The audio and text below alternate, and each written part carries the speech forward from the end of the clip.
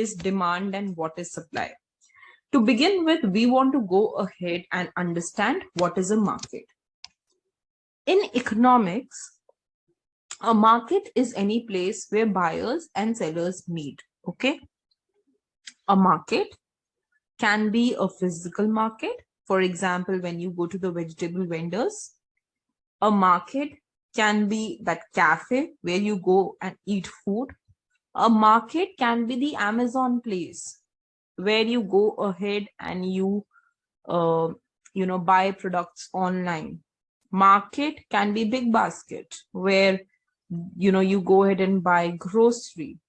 A market can also be something a professional market space like LinkedIn, where people can come put in their resumes, others can go and employ people, Naukri.com, etc. Any place where you get a set of buyers, a group of buyers and a group of sellers, wherever these interact, whenever two people come, that is what is a market. So a market is simply, in the most simple term, a group of what? There are buyers, there are sellers. When they interact with each other, then it brings up a market.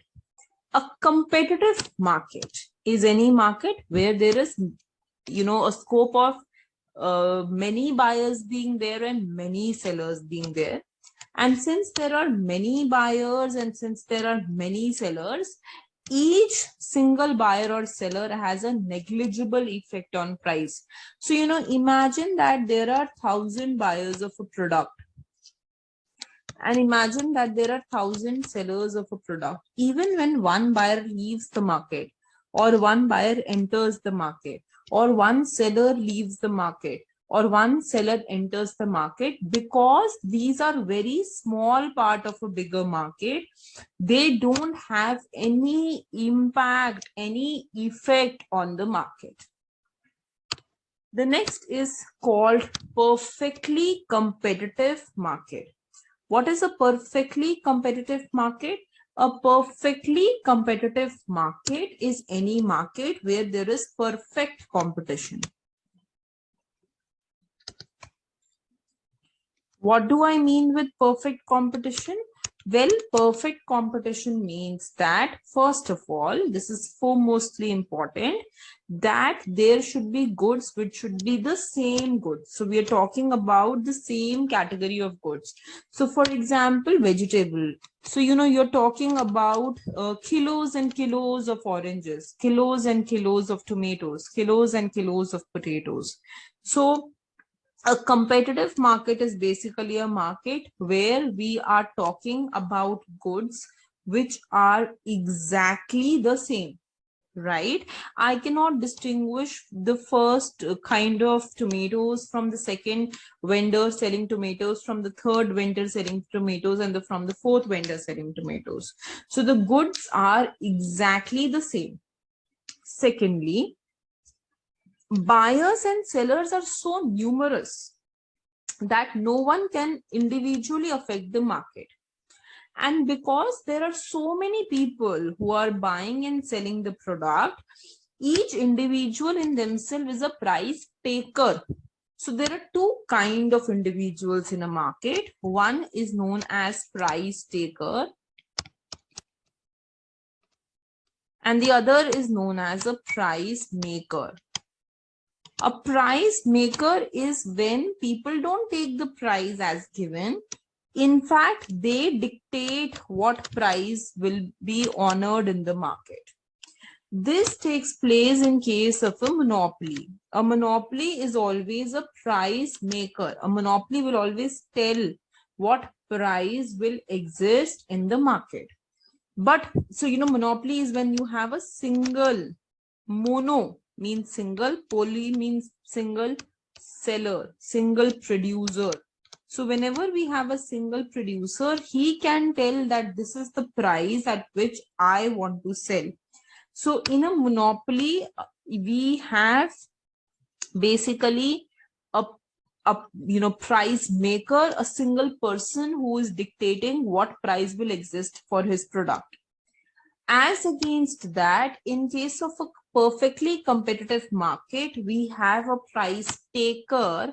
So basically, there are so many buyers and so many sellers that each buyer or seller is a very small part of the market. So since they are very small part of the market, therefore, they don't have any say in determining the prices.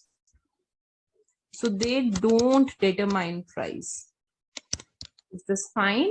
So therefore, they are just the taker of prices. They will just take price as given. So if everybody is selling tomatoes at rupees 10 per kg, this new vendor that will enter the market, he will also sell at rupees 10 per kg. He will not have his own say in determining what price will exist in the market. All throughout till the very last. At last, I will start one of the last chapters that I do in my basic microeconomics is going to go ahead and focus on monopoly.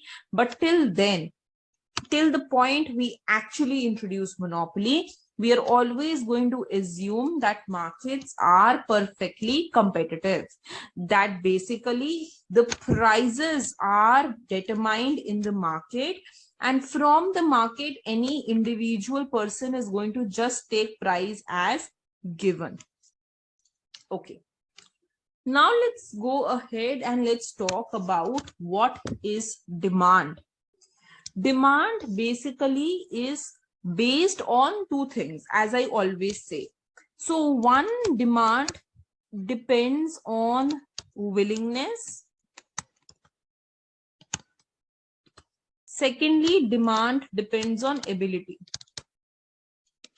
These are the two important things on which any demand will be focused on. Demand will basically depend on willingness, and demand will basically depend on ability. When we talk about willingness, so it's like, for example, let's say that, I can go ahead and let's say I can buy a particular thing. So for example, let's say that I'm very diet conscious, but I can go ahead and I have the money to go ahead and buy any aerated drink. But I am not willing to buy it because I'm very health conscious. So I don't want to go ahead. I want to spend my money on a juice. So although I may have the money to buy it, but I am not willing to buy it. So an important aspect of demand comes from willingness.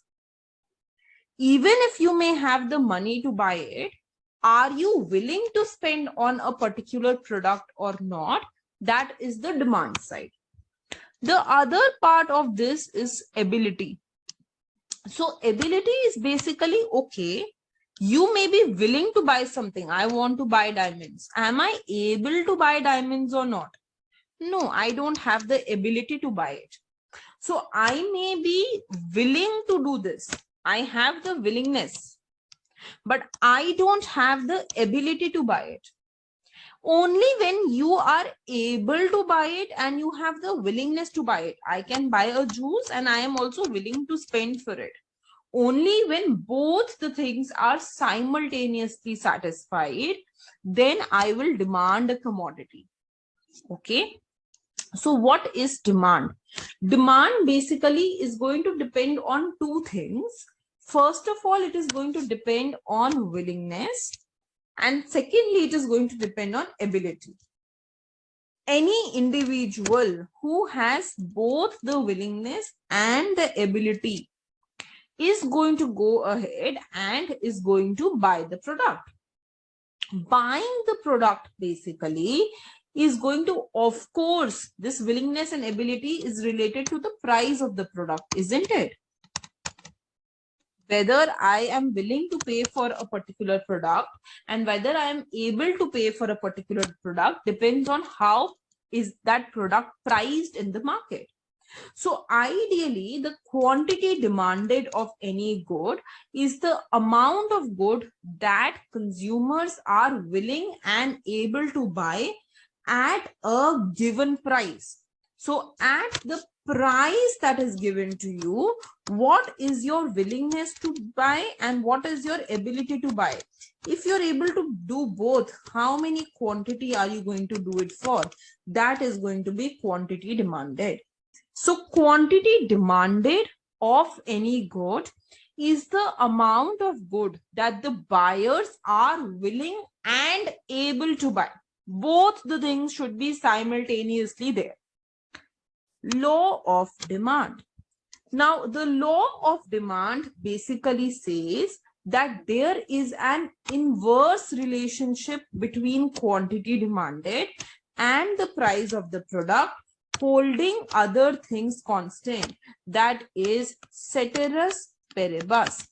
So if I hold all other factors constant, like income, like taste and preferences, like all other situations. For example, earlier I might not be willing to buy a mask, but now due to COVID-19, I may be willing to buy a mask. So holding all other factors constant, I am saying that price and quantity demanded, these have an inverse relationship. So the inverse relationship that may exist between price and quantity demanded, this is basically known as the law of demand. But remember, it is ceteris paribus, holding all other factors constant.